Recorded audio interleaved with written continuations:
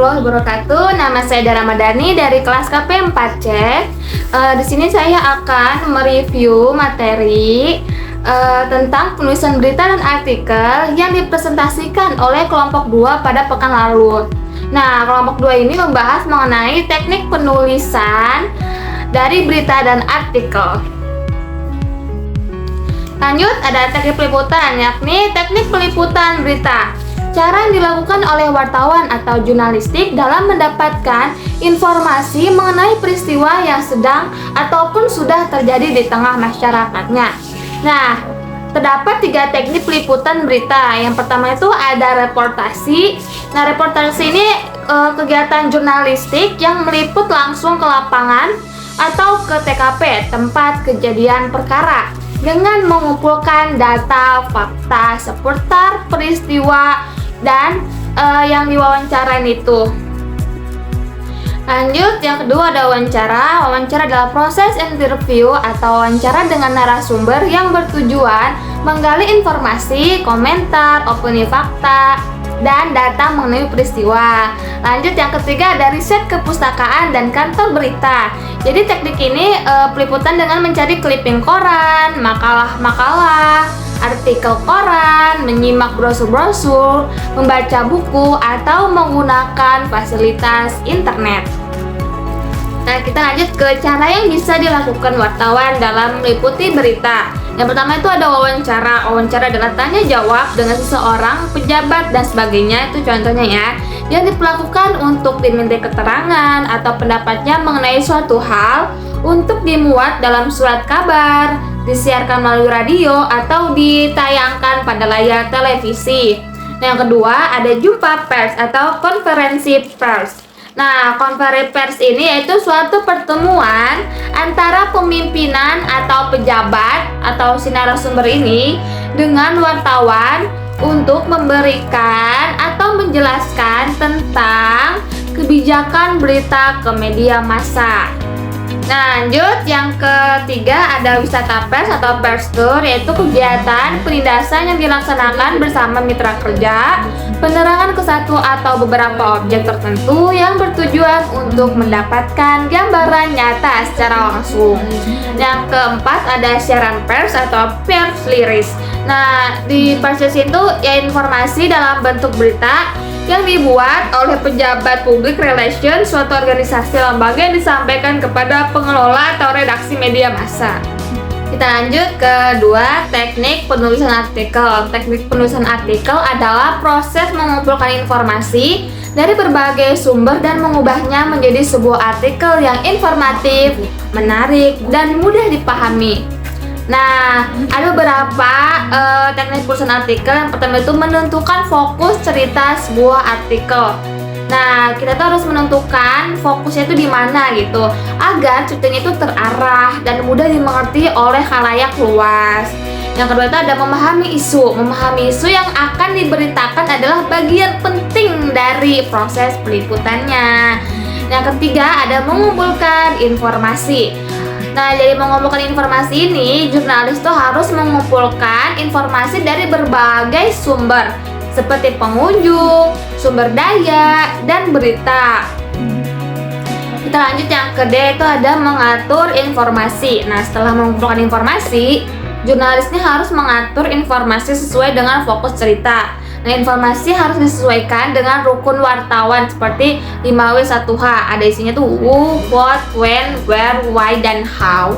Nah, yang kelima itu ada menulis. Setelah informasi disesuaikan, jurnalis harus menulis artikel dengan rukun warta yang telah ditentukan. Yang keenam itu ada mengedit. Nah, setelah menulis, jurnalis harus mengedit artikel untuk memastikan tulisan yang tepat, tegas, dan mudah dipaham. Nah, yang ada ke-7 ada mengumpulkan foto dan video. Foto dan video dapat menambah informasi dan menarik perhatian dari si pembacanya. Jurnalis tuh harus mengetahui bagaimana cara mengambil foto dan video yang bagus dan yang tepat gitu, yang sesuai dengan fokus cerita tersebut. Lanjut ke 8 ada menulis headline. Headline adalah bagian penting dari artikel berita. Headline harus menarik perhatian dan menggambarkan isu yang akan diberitakan dalam artikel tersebut. Yang ke-9 itu ada mengumpulkan sumber. Jurnalis harus menyediakan sumber yang dapat diterima oleh khalayak. Kita lanjut ke cara penulisan berita dan artikel. Yang pertama itu ada cara penulisan berita. Berita ditulis menggunakan rumus 5W1H supaya berita lengkap, akurat, dan dapat memenuhi standar teknik jurnalistik. Teknik menulis yang baik membentuk penulis membuat konteks yang efektif, menarik, dan memuaskan pembaca dengan memahami dan menerapkan teknik menulis yang benar. Nah, penulis dapat membantu pembaca untuk memahami informasi yang disampaikan. Berikut adalah beberapa tahap dan tips yang perlu diperhatikan. Yang pertama itu ada menemukan peristiwa untuk dijadikan berita. Berita berisi peristiwa yang sifatnya aktual dan penting untuk disebarluaskan. Contohnya mudahnya, misalnya peristiwa kebakaran, bencana alam, dan kejadian mendadak lainnya yang menarik perhatian umum. Jika tidak ada, maka perlu dilakukan pencarian kegiatan-kegiatan atau peristiwa unik yang muncul. Nah, yang kedua itu ada pencarian sumber berita. Nah, ketika peristiwa yang akan dijadikan sebagai berita telah ditemukan, maka penulis berita perlu mencari sumber informasi yang tepat agar isi berita itu akurat. Nah, yang ketiga itu ada wawancara, observasi, dan dokumentasi. Seperti dicontohkan sebelumnya, melakukan wawancara perlu dilakukan untuk mencari data informasi yang sangat akurat. Yang kedua itu ada mencatat hal-hal penting. Dalam proses pencarian informasi, perlu dilakukan pencatatan hal-hal penting berkenaan dengan berita yang akan ditulis. Yang itu ada membuat kerangka berita. Kerangka berita merupakan gambaran kasar bagaimana informasi yang telah dikumpulkan tersebut akan diterima dalam sebuah laporan berita. Yang ke-F itu ada menulis teras berita atau lead. Teras berita merupakan alinea pertama sebuah berita. Nah, teras berita itu sebaiknya ringkas, maksimal 35 kata, dan sebaiknya diawali dengan unsur who atau siapa dan what apa, sesuai dengan struktur penulisan dengan kaidah bahasa Indonesia. Yang lanjut, kita bagian D itu ada menulis isi berita. Isi berita ini merupakan detail informasi yang ingin disampaikan dalam sebuah berita.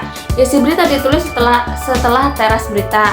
Yang ke-H itu tidak mengandung fitnah, hasutan, dan kebohongan. Sesuai dengan kaidah P3SPS, konten berita yang disiarkan harus memberikan kemanfaatan dan perlindungan terhadap publik. Yang kedua, ada cara penulisan artikel. Artikel ditulis dengan sistematika yang terstruktur, konsisten, dan lugas.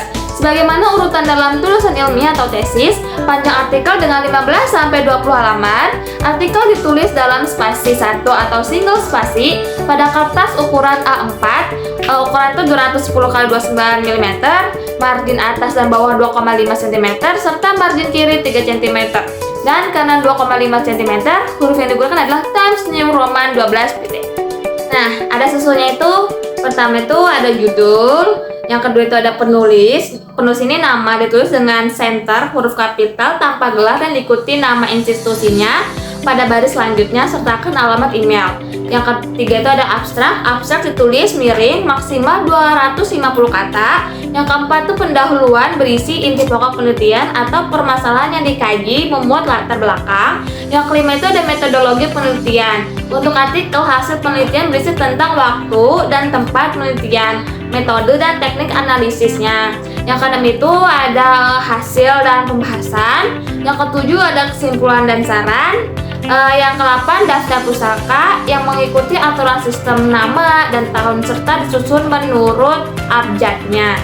Oke, untuk materi yang terakhir nih, yaitu tujuan penulisan berita dan artikel. Yang pertama itu ada tujuan penulisan berita, yaitu tujuannya itu untuk melaporkan seluk-beluk suatu peristiwa yang telah sedang dan akan terjadi. Melaporkan di sini berarti menuliskan apa yang dilihat, didengar, atau dialami seseorang atau sekelompok orang. Yang beritanya itu ditulis sebagai rekonstruksi tertulis apa yang terjadi. Nah, yang kedua ada tujuan penulisan artikel. Tujuan penulisan artikel ini dapat bervariasi ya, tergantung pada jenis artikel dan konteksnya. Namun, beberapa tujuan umum penulisan artikel meliputi Yang pertama itu ada tujuan penugasan, yang kedua ada tujuan informasi, yang ketiga ada tujuan persuasi atau membujuk, yang ketiga ada tujuan entertainment, yang keempat tujuan eksistensi, yang kelima tujuan kreatif, dan yang terakhir ada tujuan pemecahan masalah. Untuk pembahasan pada minggu ini mungkin saya hanya bisa menjelaskan cukup sampai sini. Mohon maaf bila ada tutur kata yang salah atau pelafal yang kurang jelas atau mungkin ada yang typo-typo. Aida Ramadhani pamit undur diri. Sekian dan terima kasih.